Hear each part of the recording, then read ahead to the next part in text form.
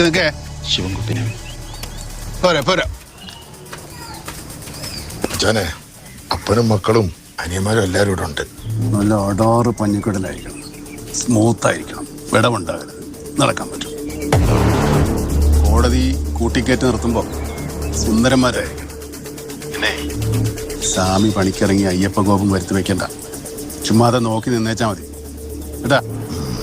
സ്വാമി ശരണം. ഒരു കാര്യം സംസാരിക്കാനുണ്ട്.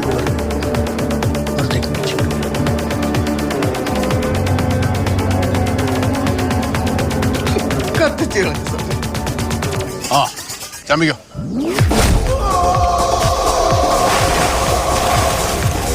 എടാ മണ്ടകുണാമ്പി, മോന്ന വിളിക്കലെന്നല്ലേ പറഞ്ഞത്?